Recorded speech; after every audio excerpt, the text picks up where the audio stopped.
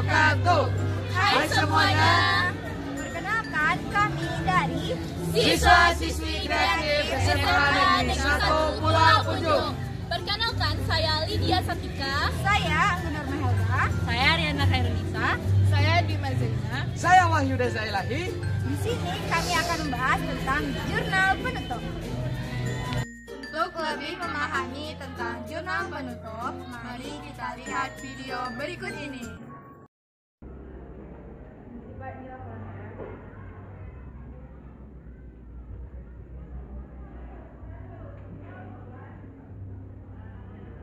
Saya kurang puas dengan kerjaannya. Bisa-bisanya Anda melupakan jurnal penutup. Gak apa-apa Dwi, namanya juga manusia. Kalau aja kalau kita salah, mau kedepannya kita harus lebih mengevaluasi lagi. Ini pantasan saja Pak Wahyu marah sama kamu. Soalnya jurnal penutupnya nggak ada. Dwi, jurnal penutup itu sangat penting bagi sebuah perusahaan. Karena tanpa adanya jurnal penutup, maka laporan setelahnya akan jadi kacau. Jadi kita sama-sama belajar ya. Sebelumnya teman-teman tahu tidak apa itu jurnal penutup?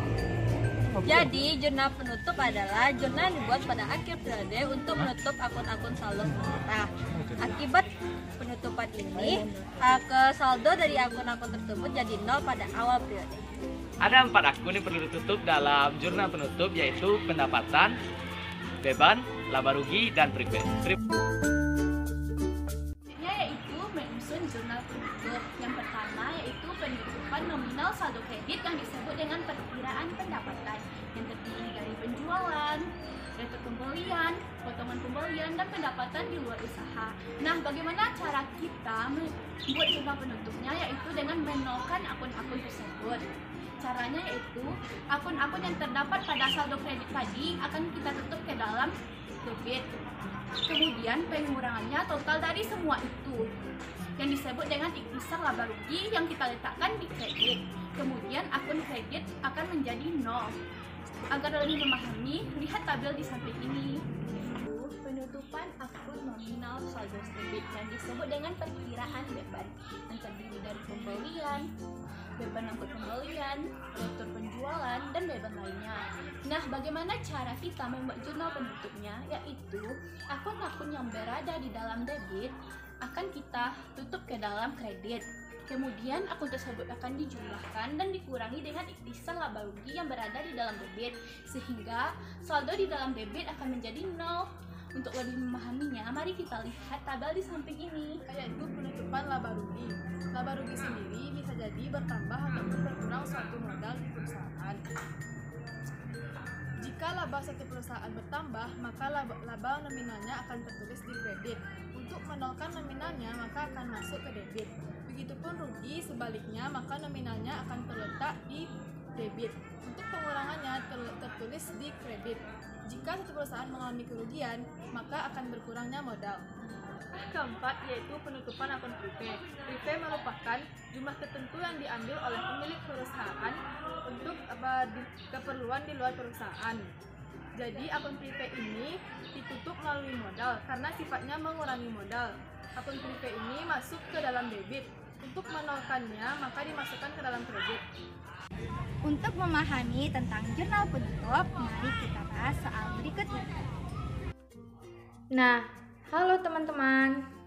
Di sini kita akan membahas contoh soal jurnal penutup. Sebelum kita mengerjakan soal dari jurnal penutup, terlebih dahulu kita harus mengetahui 4 rumus dari akun-akun yang perlu ditutup. Yang pertama yaitu ada pendapatan. Jika pendapatan, maka mendebit pendapatan dan mengkredit ikhtisar. Yang kedua yaitu beban. Maka mendebit ikhtisar dan mengkredit beban. Selanjutnya yaitu ada ikhtisar. Nah, ikhtisar terbagi 2 yaitu laba dan rugi. Jika laba, maka mendebit ikhtisar dan mengkredit modal. Dan selanjutnya yaitu rugi, maka mendebit modal dan mengkredit ikhtisar. Dan yang terakhir yaitu si prive, yaitu dengan mendebit modal dan mengkredit prive. Contoh soal. Pendapatan yang diperoleh oleh PT Jurnal Karya per 31 Desember 2021 adalah sebesar 200 juta rupiah. Perusahaan ini juga mengeluarkan sejumlah biaya, yaitu biaya gaji dan upah sebesar 20 juta, biaya perlengkapan sebesar 10 juta, biaya penyusutan perlengkapan sebesar 3 juta, biaya penyusutan bangunan sebesar 5 juta, dan beban bunga sebesar 2 juta. Nilai laba ditahan yaitu sebesar 50 juta dan dividen sebesar 30 juta. Nah, yang pertama, dalam menulis jurnal penutup, kita harus membuat tanggal periodenya. Yang pertama yaitu pendapatan. Maka pendapatan di sebelah debit dan ikhtisar sebelah kredit. Pendapatannya berapa? Sebesar 200 juta.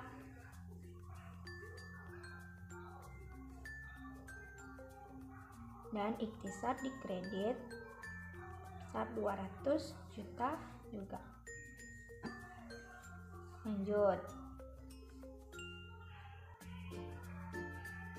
Yang kedua yaitu beban.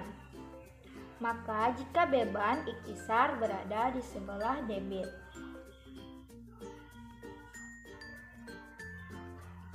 maka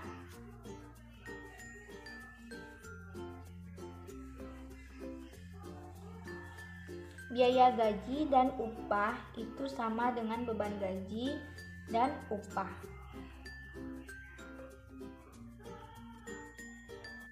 Tulis semua biaya.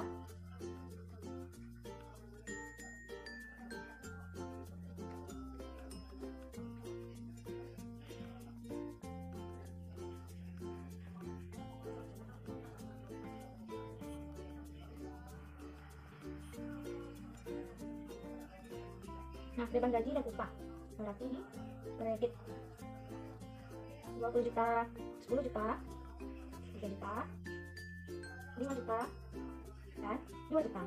Total dari semua beban ini adalah 40 juta. Ya. Selanjutnya yaitu ikhtisar atau laba. Nah, pada soal ini maka perusahaan mengalami keuntungan atau laba. Maka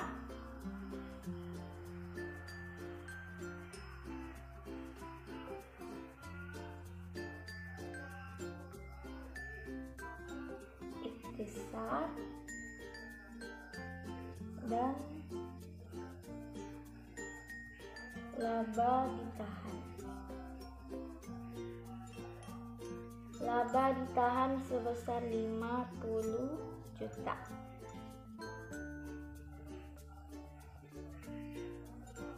Maka ikhtisarnya juga 50 juta.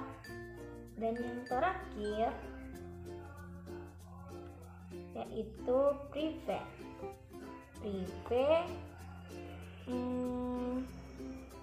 Pada soal ini tidak ada prive, maka diganti dengan dividen. Dividen berarti laba ditahan dan dividen sebesar 30 juta.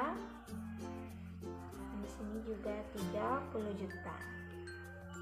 Nah, seperti itu kira-kira cara untuk menjawab soal tentang jurnal penutup.